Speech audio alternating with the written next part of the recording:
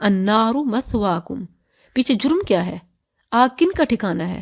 جو کسی جن سے کوئی غلط فائدہ اٹھائے یا قید کر کے اس سے کوئی مقصد حاصل کرے، اس شخص اور جن دونوں کا ٹھکانہ جہنم ہے۔ خالدین فیہا، اس میں ہمیشہ رہنے والے ہیں مگر جو اللہ چاہے، یعنی اگر دوزخ کا عذاب دائمی ہے تو اس کے چاہنے سے ہے۔ وَكَذَلِكَ نُوَلِّي، اور اسی طرح ہم بعض ظالموں کو بعض کا دوست بناتے ہیں اس کی وجہ سے جو وہ کمایا کرتے تھے۔ یا معشر الجن والانس، اے جنوں اور انسانوں کی جماعت، کیا تمہارے پاس تم میں سے کوئی رسول نہیں آئے جو تم پر میری آیات بیان کرتے ہوں اور تمہیں اس دن کی ملاقات سے ڈراتے ہوں؟ وہ کہیں گے ہم اپنے اوپر گواہی دیتے ہیں، اور انہیں دنیا کی زندگی نے دھوکہ دیا، اور وہ اپنے آپ پر گواہی دیں گے کہ یقیناً وہ کافر تھے، اس لیے کہ بے شک تیرا رب کبھی بستیوں کو ان کے کسی ظلم کی وجہ سے ہلاک کرنے والا نہیں جبکہ اس کے رہنے والے بے خبر ہوں، اور ہر ایک کے لیے مختلف درجے ہیں ان اعمال کی وجہ سے جو انہوں نے کیے، اور تیرا رب اس سے ہرگز بے خبر نہیں جو وہ کر رہے ہیں۔ وَرَبُّكَ الْغَنِيُّ ذُو الرَّحْمَةِ، اور تیرا رب ہی ہر طرح بے پرواہ کمال رحمت والا ہے۔ رسول اللہ صلی اللہ علیہ وسلم نے فرمایا، اللہ کی 100 رحمتیں ہیں، ایک رحمت اس نے جنوں، آدمیوں، جانوروں اور کیڑوں مکوڑوں میں اتاری ہے۔ وہ اسی ایک رحمت کی وجہ سے ایک دوسرے پر مہربانی اور رحم کرتے ہیں، اور اسی ایک رحمت کی وجہ سے وحشی جانور اپنے بچوں سے محبت کرتے ہیں، اور 99 رحمتیں اللہ نے اٹھا رکھی ہیں جو اپنے بندوں پر قیامت کے دن کرے گا۔ جس کو جزا دے گا تو اس کے کام سے بڑھ کے دے گا، اور جس کو سزا دے گا تو اس پر زیادتی نہیں کرے گا، اور جس کے لیے جتنا چاہے گا معاف کر دے گا۔ ان یشاء یذہبکم، اگر وہ چاہے تو تمہیں لے جائے اور تمہارے بعد جانشین بنا دے جسے چاہے، جس طرح اس نے تمہیں کچھ اور لوگوں کی اولاد سے پیدا کیا ہے۔ بے شک وہ چیز جس کا تم سے وعدہ کیا جا رہا ہے ضرور آنے والی ہے، اور تم کسی صورت عاجز کرنے والے نہیں۔ کہہ دے اے میری قوم، تم اپنی جگہ پر عمل کرو، بے شک میں بھی عمل کرنے والا ہوں، تو تم عنقریب جان لوگے وہ کون ہے جس کے لیے اس گھر کا اچھا انجام ہوتا ہے۔ بلا شبہ حقیقت یہ ہے ظالم لوگ فلاح نہیں پاتے۔ وَجَعَلُوا لِلَّهِ، اور انہوں نے اللہ کے لیے ان چیزوں میں سے جو اس نے کھیتی اور چوپاؤں میں سے پیدا کی ہے ایک حصہ مقرر کیا، بس انہوں نے کہا یہ اللہ کے لیے ہے ان کے خیال کے مطابق، اور یہ ہمارے شریکوں کے لیے ہے، پھر جو ان کے شرکاء کے لیے ہے سو وہ اللہ کی طرف نہیں پہنچتا، اور جو اللہ کے لیے ہے سو وہ ان کے شریکوں کی طرف پہنچ جاتا ہے۔ برا ہے جو وہ فیصلہ کرتے ہیں۔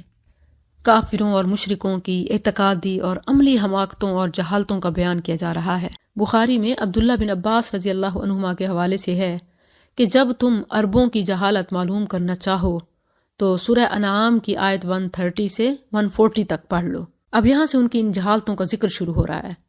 وہ اپنی کھیتی اور چوپاؤں میں سے ایک حصہ اللہ کے لیے، یعنی مہمان نوازی، صلہ رحمی اور اللہ کو خوش کرنے والے کاموں کے لیے مقرر کرتے، اور ایک حصہ اپنے داتاؤں، مشکل کشاؤں، ان کی شکلوں پر بنائے ہوئے بتوں، پروہتوں اور کاہنوں کے لیے۔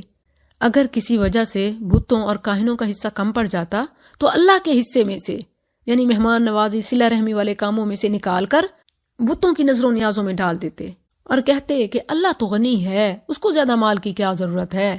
اور اگر اللہ کا حصہ کم پڑ جاتا، یعنی صلہ رحمی، مہمان نوازی میں کچھ اور ضرورت ہوتی، پیسے کم پڑ جاتے، تو بتوں کے حصے میں سے نہ نکالتے۔ یہ بالکل اسی طرح ہے جیسے آج کل بعض مسلمان اللہ کا فرض زکوٰۃ اور عشر نہیں نکالیں گے، مگر اپنے فوت شدہ داتاؤں اور غریب نوازوں کی نیاز میں کبھی ناغہ نہیں آنے دیں گے، اور عقیدہ یہ رکھتے ہیں کہ اگر اس میں کمی ہو گئی، نیاز نہ گئی، 11ویں نہ دی، تو جانوروں کے تھنوں میں سے دودھ ختم ہو جائے گا، بلکہ خون آنا شروع ہو جائے گا۔ نام اس کا ایصال ثواب رکھیں گے، مگر ایصال ثواب تو اللہ کے نام پر صدقہ کرنے سے ہوتا ہے، نہ کہ بزرگوں کی قبروں پر چڑھاوے چڑھا کر۔ اور اگر اللہ ہی کو خوش کرنا ہو تو غیر اللہ کی نظر و نیاز کے بجائے عشر اور زکوٰۃ نکالیں۔ وَكَذَلِكَ زَيَّنَ لِكَثِيرٍ مِّنَ الْمُشْرِكِينَ، اور اسی طرح بہت سے مشرکوں کے لیے اپنی اولاد کو مار ڈالنا ان کے شریکوں نے خوشنما بنا دیا، تاکہ وہ انہیں ہلاک کریں اور تاکہ وہ ان پر ان کا دین خلط ملط کریں، اور اگر اللہ چاہتا تو وہ ایسا نہ کرتے، بس چھوڑو انہیں اور جو وہ جھوٹ باندھتے ہیں۔ مشرکوں کی ایک اور جہالت بتائی جا رہی ہے کہ اپنے شریکوں کو، جھوٹے معبودوں کو خوش کرنے کے لیے اپنے اوتار کے طور پر اپنے پہلے بچے یا بعض بچوں کو ان کے قبروں پر، آستانوں پر، مزاروں پر، درباروں پر جا کر ذبح کراتے، ان کی گردنوں پر تلوار پھیر دیتے، چھرا پھیر دیتے۔ مگر اب تو حالت اس سے بھی بدتر ہے، ذبح تو نہیں کیا جاتا مگر روز مارا جاتا ہے، تڑپنے کے لیے چھوڑ دیا جاتا ہے۔ آپ دیکھ لیں کہ تقریباً ہر مزار دربار پہ، اسپیشلی پاکستان کے شہر گجرات میں، لوگ اپنے پہلے بچے کو دربار کے لیے اس طرح وقف کرتے ہیں کہ سروں پر سٹیل کیپ چڑھاتے ہیں جس سے سر چھوٹے رہتے ہیں، بچہ ہمیشہ کے لیے ذہنی معذور بن جاتا ہے، اور وہ یہ سب اپنے عاملوں، بابوں، جاہل پیروں کے کہنے پہ کرتے ہیں، اور بچوں کو بھکاری اور مجاور بناتے ہیں، اور انہیں دولے شاہ کے چوہے کہا جاتا ہے۔ انسانیت پر کیا اس سے بھی بڑا کوئی ظلم ہو سکتا ہے؟ وَقَالُوا هَٰذِهِ أَنْعَامٌ، اور انہوں نے کہا یہ چپائے اور کھیتی ممنوع ہیں، یعنی پیروں کے نام پہ، فلاں کے نام پہ چھوڑا ہوا، وقف شدہ، انہیں اس کے سوا کوئی نہیں کھائے گا جسے ہم چاہیں گے۔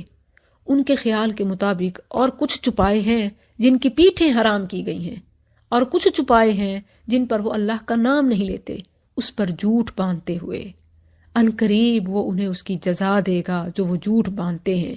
اگر ان کی مثالوں کی بات کریں تو پہلے بحیرہ، سائبہ، حام، اور اب مختلف گدھا، گھوڑا، کتا، گائے، ذوالجناح کو دیکھ لیں۔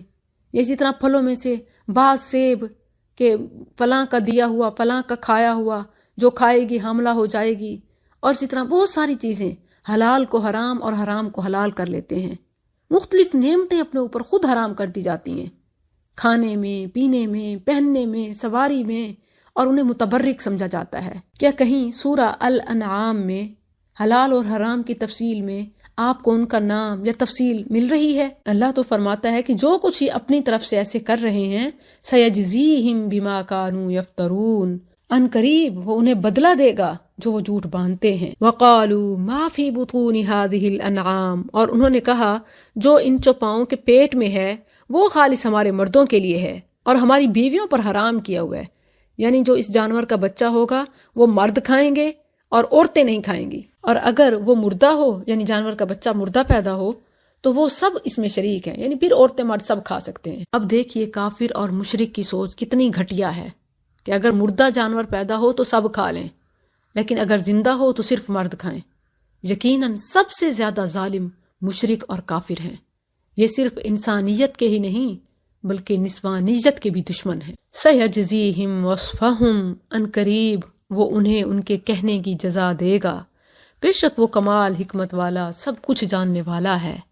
قَدْ خَسِرَ الَّذِينَ قَتَلُوا أَوْلَادَهُمْ، بے شک ان لوگوں نے خسارہ اٹھایا جنہوں نے اپنی اولاد کو بے وقوفی سے کچھ جانے بغیر قتل کیا، اور اللہ نے انہیں جو کچھ دیا تھا اسے اللہ پر جھوٹ باندھتے ہوئے حرام ٹھہرا لیا۔ یقیناً وہ گمراہ ہو گئے اور ہدایت پانے والے نہ ہوئے۔ وَهُوَ الَّذِي أَنشَأَ جَنَّاتٍ، اور وہی ہے جس نے باغات پیدا کیے، چھپروں پر چڑھائے ہوئے اور نہ چڑھائے ہوئے، اور کھجور کے درخت اور کھیتی جن کے پھل مختلف ہیں، اور زیتون اور انار ایک دوسرے سے ملتے جلتے اور نہ ملتے جلتے، اس کے پھل میں سے کھاؤ جب وہ پھل لائے، اور اس کا حق اس کی کٹائی کے دن ادا کرو، اور حد سے نہ گزرو، یقیناً وہ حد سے گزرنے والوں سے محبت نہیں رکھتا۔ مال میں اللہ کا سب سے بڑا حق زکوٰۃ اور عشر ہے۔ رسول اللہ صلی اللہ علیہ وسلم کے فرمان کے مطابق بارش، چشموں اور نہروں سے سیراب ہونے والی ہر فصل میں عشر یعنی 10 من میں سے 1 من، اور پانی کھینچ کر سیراب کی جانے والی ہر فصل میں نصف العشر یعنی 20 من میں سے 1 من ہے۔ رسول اللہ صلی اللہ علیہ وسلم نے اس میں سے کسی فصل کو مستثنا قرار نہیں دیا۔ وَمِنَ الْأَنْعَامِ حَمُولَةً وَفَرْشًا، اور چوپاؤں میں سے کچھ بوجھ اٹھانے والے مثلاً اونٹ اور بیل، اور کچھ زمین سے لگے ہوئے پیدا کیے مثلاً بھیڑ اور بکری۔ کھاؤ اس میں سے جو تمہیں اللہ نے رزق دیا، اور شیطان کے قدموں کے پیچھے مت چلو، بے شک وہ تمہارا کھلا دشمن ہے۔ 8 ازواج، 8 قسمیں، بھیڑ میں سے 2 اور بکری میں سے 2۔ کیا اس نے دونوں نر حرام کیے یا دونوں مادہ، یا وہ بچہ جس پر دونوں ماداؤں کے رحم لپٹے ہوئے ہیں؟ مجھے کسی علم کے ساتھ بتاؤ اگر تم سچے ہو۔ مشرکوں نے اونٹ، گائے، بھیڑ، بکریوں میں سے بعض مخصوص جانور حرام کیے ہوئے تھے، اور بعض کے صرف بچے، اور بعض کو صرف مردوں پر اور بعض کو صرف عورتوں پر۔ تو اللہ تعالیٰ نے ان سے اس کی دلیل کا مطالبہ کیا کہ اگر کوئی عقلی نقلی کوئی دلیل ہے تو بتاؤ، پھر تم ایسے کیوں کرتے ہو؟ وَمِنَ الْإِبِلِ اثْنَيْنِ، اور اونٹوں میں سے 2 اور گایوں میں سے 2، کیا اس نے دونوں نر حرام کیے ہیں یا دونوں مادہ، یا وہ بچہ جس پر دونوں ماداؤں کے رحم لپٹے ہوئے ہیں؟ یا تم اس وقت حاضر تھے جب اللہ نے تمہیں اس کی وصیت کی تھی؟ پھر اس سے زیادہ ظالم کون ہے جو اللہ پر جھوٹ باندھے تاکہ لوگوں کو کسی علم کے بغیر گمراہ کرے؟ بے شک اللہ ظالم لوگوں کو ہدایت نہیں دیتا۔ قُلْ لَا أَجِدُ، کہہ دے میں اس وحی میں جو میری طرف کی گئی ہے کسی کھانے والے پر کوئی چیز حرام نہیں پاتا جسے وہ کھائے، سوائے اس کے کہ وہ مردار ہو یا بہایا ہوا خون یا خنزیر کا گوشت ہو، کہ بے شک وہ گندگی ہے، یا نافرمانی جس پر غیر اللہ کا نام پکارا گیا ہو۔ پھر جو مجبور کر دیا جائے اس حال میں کہ نہ بغاوت کرنے والا ہو اور نہ حد سے گزرنے والا، تو بے شک تیرا رب بے حد بخشنے والا نہایت رحم والا ہے۔ اللہ نے حلال حرام کے فلسفے بخوبی بآسانی سمجھا دیے۔ لوگ اپنی لگائی ہوئی یا اغیار کی، یورپ کی پابندیوں کو قبول کر لیتے ہیں، انہیں آزادی لگتی ہے، مگر اللہ کی آسانی کو قبول نہیں کرتے، حالانکہ اللہ کی غلامی بہتر ہے یورپ کی آزادی سے۔